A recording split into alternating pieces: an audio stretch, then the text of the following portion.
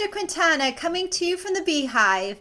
Today I'm going to show you how to make these cute Halloween slider favors using the cookie cutter Halloween stamp set with all these cute little images in it and the matching cookie cutter builder punch. These little favors would make a cute table decoration and a favor all at the same time. You can either lay them flat or you can have them standing up on the end. The choice is yours. And when you pull on the little bow right here, the Hershey's miniature slides out. And then if you don't want to eat it, you can tuck it right back in. If you eat the chocolate, you can still use the little favor as a decoration. Aren't these just adorable? So let me show you how to make them.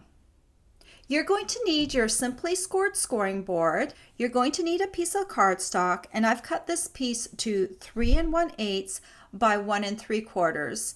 I'm using Whisper White here so it shows up better on the camera, but later on we're going to switch it to basic black. So you're going to put your piece of cardstock, the long side, up at the top of your simply scored, and you're going to score at the 3/8 inch mark, the 1 3/8 inch mark, the 1 3/4 inch mark, and the 2 3/4 inch mark. And then you can set your simply scored aside. So here's the piece, and you can see the little score lines right there. And we're going to make 2 marks on here so we can punch holes into this piece. So I'm going to hold it up to the camera and I'm going to kind of show you what we need to do. I'm going to make a mark 1/4 inch from the top on one of the longer segments. So I'm going to make a mark here. And then I'm also going to make a mark over on the other big segment like that.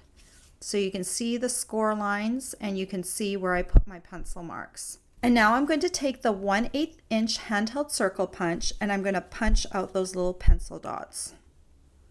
And I'm just going to peek up at the top, see where my punch is hitting and make sure it hits that pencil mark. And when it does, I'm going to punch it. I'm going to do the same for the other side. I'm just peeking in to see that's actually hitting and give it a little punch. Then we need to put a piece of tear and tape on one of these side segments like that. You can see where the tear and tape is. Then I'm going to fold this along the score lines.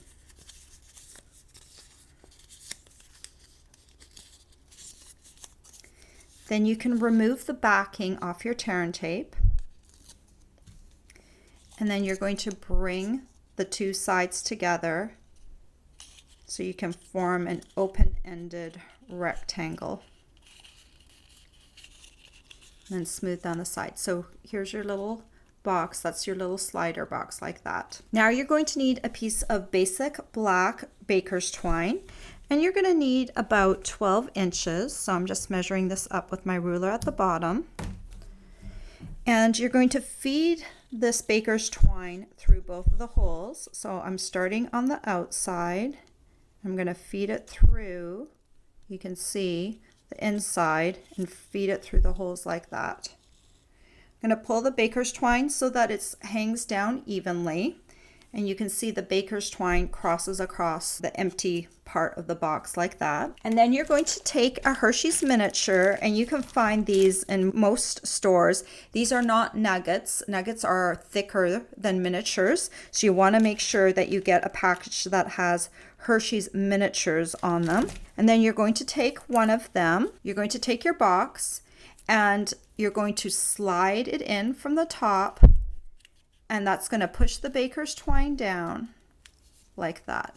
Then you're going to have these 2 ends that hang off the end. And then all you have to do is tie a bow up at the top.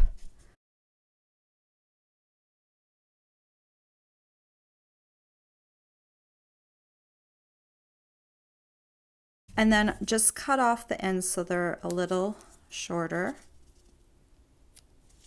Like that. So you can just set this aside, and now we need to do some stamping. So you're going to need a piece of thick Whisper White cardstock, and you're going to need your Memento Tuxedo black ink pad. I'm going to open that up.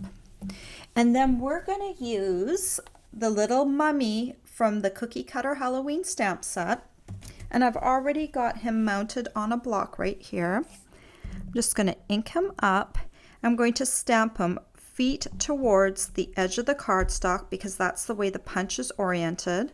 And then I'm going to turn this around and I'm going to put the feet towards the edge again, like that. Nice thing about the mummy is that you don't need to color it. Then you're going to need the cookie cutter builder punch. I'm going to open that up. I'm going to slide my piece in. Just going to center that and then go ahead and punch it. You'll have a little bit of shrapnel, punch shrapnel fly up because there's other pieces to punch out on here. And then you're going to do the same with the other side. Just make sure it's centered and then give them a punch. To make this mummy stand out a little bit more, I'm going to switch this to a basic black box, and I'm going to use Tombow to adhere my mummies to the box. So I'm going to flip this little guy over, and all you need to put is adhesive on the legs and the body.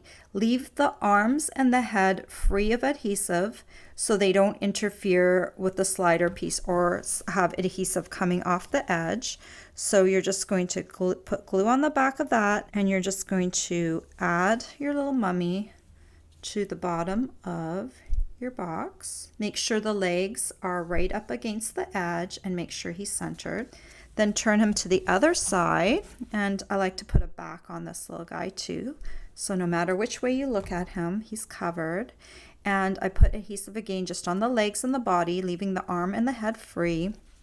And I'm just going to put him on here like that. Isn't he cute?